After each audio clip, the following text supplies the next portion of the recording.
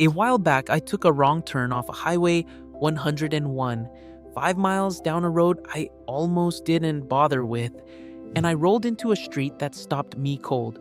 Pastel Victorian storefronts, dairy pastures running straight to the sea. A guy waved at me from his porch like he knew me, and I just sat there thinking, how does nobody know about this? That's when I started keeping a list. Towns where locals go to disappear from the tourists. Beautiful, affordable, real. 10 of them, counting down to the one I genuinely can't stop thinking about. And if a quieter, prettier life is something you daydream about too, subscribe, because this whole channel is basically that map. Number 10, Cayucos. Let's start on the central coast, in a beach town the tour buses skip, because they're all stampeding into Cambria and Pismo a few minutes down the road. Cayucos, about 2,500 people, a flat, honey-colored beach, and the wooden pier that's been reaching out over the surf since the 1870s. Here's the backstory I love. A sea captain named James Cass rolled in around 1875, built the wharf, a store, a warehouse, basically willed a town into existence so ships could load up dairy and produce. And those original buildings? Still standing, still in use as shops. You can buy saltwater taffy in a building older than every freeway in the state. Picture a Tuesday morning here, coffee on the porch, fog burning off slow, a couple of surfers leaning on a pickup truck reading the waves before work. Nobody's rushing, nobody's filming. Now, the prices, I'll be straight with you. Cayucos is the least cheap town on this whole list. Single-family homes have run roughly $650,000 to $900,000. But hold on, drive to Avila Beach nearby and the median's $1.4 million and up. For a walk to the sand town in California, under 900 grand is honestly a steal. It's a bring-your-own-job kind of place. Remote workers, retirees, families, priced out everywhere else. The catch is just that. Limited homes, slow off-season. But it's a soft landing, and we're only getting started because the next one trades the ocean for gold. Number 9, Sutter Creek. Everybody piles into Napa for wine. The locals, a lot of them quietly drift east into the Sierra foothills to a gold rush town some call the nicest in the whole mother lode, Sutter Creek. Around 2,500 people and a main street so intact it feels like the 1870s forgot to leave. This is real gold rush ground, named for John Sutter, the same Sutter whose land sparked the entire rush of 1849. Hard rock mines pulled fortunes out of the quartz here long after the easy gold was gone. And listen, what gets me is the light. Late afternoon, those wooden balconies hanging over Main Street throw these long shadows across the brick, and you swear you can hear boot heels. Up the road sits the Shenandoah Valley wine country, so weekends become slow, sunlit tasting drives through vineyard hills. Now, the money. The median sale price has hovered around $899,000, mid-range, not bargain bin, and the grandest homes top 2 or 3 million. But here's my move. Nudge one town over to Amador City, population about 200, the smallest incorporated city in California, and the cottages get noticeably gentler. Against Bay Area money, your dollar stretches like taffy out here. Hot, dry summers. Wine and tourism economy. You'd want remote income, but for somebody who wants Napa's soul without Napa Circus, this is it. From foothill gold, let's climb towards the mountains. The Wunmer and a town with Yosemite for a backyard. Number 8, Mariposa. Roughly 4 million people a year drive through this next town on their way to Yosemite. Almost none of them stop. Their loss. Mariposa, the word means butterfly in Spanish, is a genuine 1849 gold rush original sitting at the gateway to the most famous valley on earth. The crown jewel is the Mariposa County Courthouse, built in 1854. It's the oldest courthouse in continuous use west of the Rockies, and I mean still working. Same timbers, same clock. They've been handing down justice in that white frame building for over 170 years, through gold rushes and world wars, and it never once closed. Here's the dream, though. You wake up to pine air, coffee on a porch, and if you feel like it, you can be standing under giant sequoias before lunch. That's not a vacation. That's a Tuesday. The town's small, somewhere around 1,800 to 1,900 people, and the county market runs well under that $800K state median, with land and acreage being the real draw. Trade-offs are honest ones. tourism economy, few high-wage jobs, and yeah, you learn to respect fire season. But who's your home county? Yosemite. Honestly, I'd think hard about that one. Next, we leave the postcard crowds entirely and find a town most Californians have never even heard of. Number 7, Etna. I'd bet money you've never heard this name. Etna. About 700 people, tucked into the Scott Valley with the Marble Mountains rising snow-streaked behind it. This is where you go when you want truly nobody around. And get this, a town of 700 people has a beloved craft brewery with roots going back to 1872 when an Alsatian immigrant named Charles Kapler built the first one here. It burned in 1875. They rebuilt it immediately. That stubborn little brewing tradition is still pouring today. Now here's the detail that gets me right in the chest. Every summer, Pacific Crest Trail hikers come stumbling out of hundreds of miles of wilderness, sunburned, exhausted, and walk straight into that brewery, and the whole town treats them like family coming home. A 150-year-old beer hall as a little outpost of human warmth at the edge of the mountains. Come on. And the price? This is where it cracks wide open. Median home values been measured around $256,000 with listings often $300K to $365K. A modest pension goes far out here.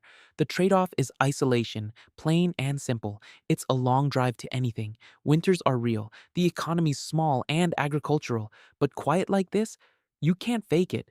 The next town's just as hidden and wrapped entirely in forest.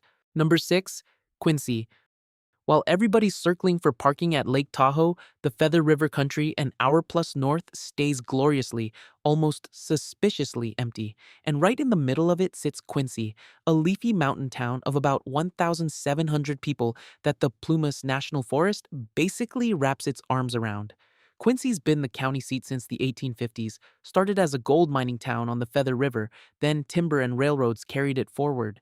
There's a wonderful little county museum downtown that still tells all three stories gold, rail, timber like a town keeping its own diary. Here's what struck me there's no suburban edge. None. You walk out of a 150-year-old downtown and you're immediately in towering pines. Like the forest just agreed to make room for one small main street and nothing more. Picture summer.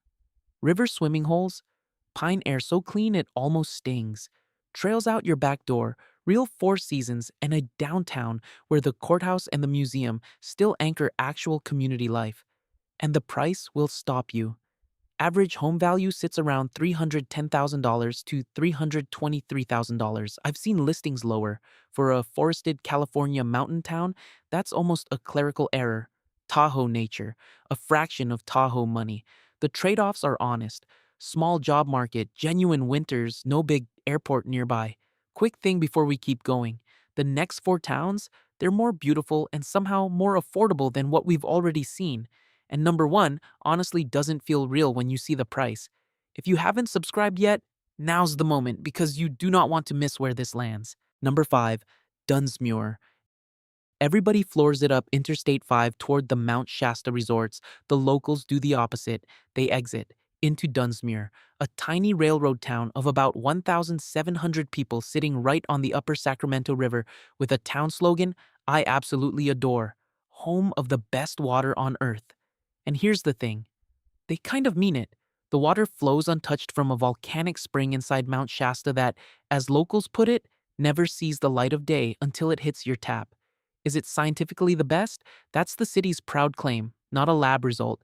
But stand there and drink it and you won't argue. Dunsmuir is a railroad town, named in the 1880s for a coal baron, and there's a charming old story that he promised the town a fountain if they took his name. They did. He did. Folklore, maybe, but a good one now. The price. Average home values around $237,000 to $240,000. I've seen active listings as low as $189,000. You can own a home on a clear mountain river for what a down payment costs on the coast. Yeah, it really is that cheap. River sounds, a far-off train horn, a free botanical garden, world-class fly fishing in town, and Mossbrae Falls hiding nearby. This is the kind of place I keep thinking about.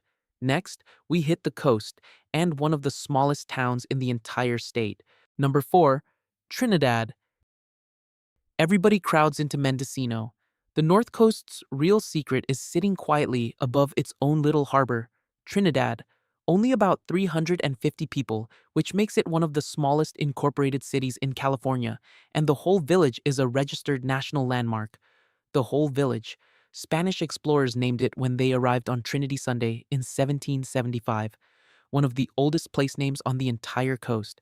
By the 1850s, it was a busy supply port for gold and lumber camps, and its lighthouse has watched the harbor since 1871.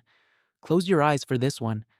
Fog sitting low over a working harbor full of fishing boats, sea stack islands rising straight out of the surf, redwoods marching right down to the rocky shore, and that little white lighthouse still glowing over it all. It genuinely feels like the edge of the world.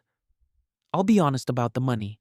Ocean view listings in Trinidad itself run roughly $590,000 to $995,000, but that's for Humboldt Coast views that'd cost 3 to 5 million in Big Sur. Look just inland, West Haven, McKinleyville, and prices drop hard while you stay minutes from this magic.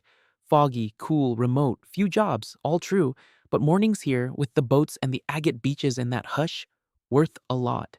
The next two are the most beautiful on this whole list. Number 3, elk. Here's the masterstroke. When the people who live in Mendocino want to escape their own tourists, they drive 15 minutes south to a hamlet of about 275 people that almost nobody outside the region knows exists. Elk, originally called Greenwood. 150 years ago, this was a redwood lumber port, shipping timber off the cliffs on a hair-raising chute and schooner setup straight into the open Pacific. Those giant sea stacks offshore? They used to shelter the loading ships. Now, they're just one of the most jaw-dropping coastal views in California. And here's a fact I love telling people. This town of 275 souls holds a Michelin star. One tiny restaurant on a remote bluff, quietly serving world-class food to the fog. There are basically 2 restaurants total. It's quiet by design.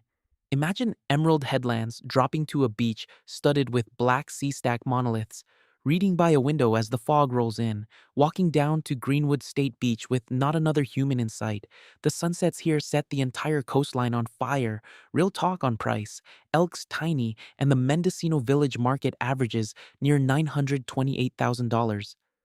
But the broader county runs around $505,000, with small town listings down in the $395,000 range.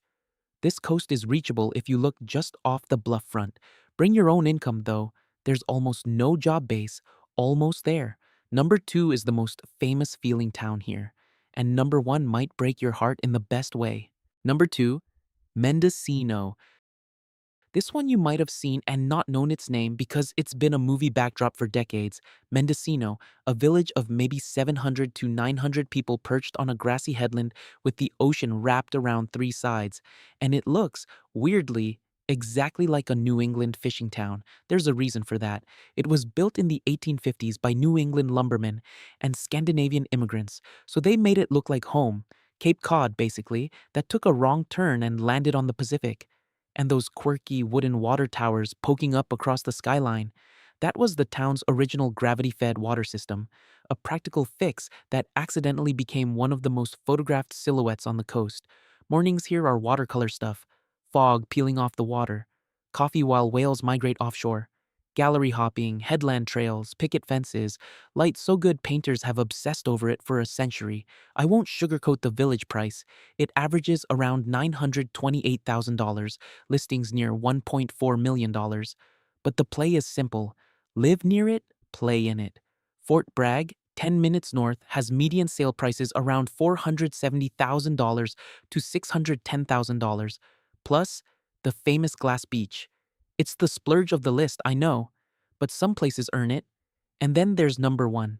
Number 1, Ferndale. Okay, let me slow down for this one because Ferndale is the town I genuinely can't stop thinking about. Remember that wrong turn I mentioned at the start? 5 miles off Highway 101, the road opens up, and you roll into an entire Victorian village. Every block a registered historic landmark. About 1,500 people. Pastel storefronts with white gingerbread trim so ornate it looks frosted. dairy pastures rolling green all the way to the sea. It's so perfectly preserved Hollywood's filmed here. And yet, most travelers blow right past the turnoff. They never know. Here's the soul of it. Ferndale was settled in the 1850s and built up by Danish, Swiss, and Portuguese dairy farmers who got so rich on butter and cream, the place earned the nickname Cream City. And those farmers poured their fortunes into wildly ornate Victorian mansions. Locals call them the butterfat palaces, every curlicue, every turret, paid for in butter more than a century ago. And here's the part that gets me. The people living there now still keep the whole town painted and polished, so it glows like the day that cream money built it. A whole village, lovingly maintained, just for the love of it. Now, picture your morning, the smell of rain on grass, a screen door clapping shut. You walk a main street of candy-colored Victorians to a family bakery or an old soda fountain, past neighbors who actually know your name, fog drifting soft over the dairy hills. It's not a theme park. It's a real working, kind little town that just happens to be staggeringly beautiful. And now the number that made my jaw drop. The average home value in Ferndale is about $492,000. That's roughly $330,000 below the California median. You can buy into an entire town of landmark Victorian architecture on the coast for half of what the state average costs. Cottages on the low end, grand restored Victorians higher up, one historic mansion listed around $825K. So there's real range for real budgets. I'll be honest with you, it's remote, it's foggy, it's earthquake country, and the economy's small. I'm not going to pretend otherwise, but you'd be living inside a beautifully kept 1890s painting on the California coast for the price of a starter condo somewhere loud and gray. Honestly, I'd move there tomorrow. That's number one. Ferndale, the town the tourists keep missing, and the locals quietly thank them for it. So that's the list. 10 places Californians slip away to when they're done with the noise. And if even one of them made you feel something, that little tug of wonder or longing or what if, do me a favor and drop the town name in the comments so I know which one stole your heart. Send this to the one person you'd actually pack a bag and move there with. You know exactly who that is. And if you want the rest of the map, the towns I haven't shown you yet, the subscribe button's right there waiting. Me? I keep coming back to that wrong turn outside Ferndale, a street full of pastel Victorians, fog on the pasture, a stranger waving from his porch like I'd lived there all my life. Some places don't just look like home, they feel like one you forgot you were looking for.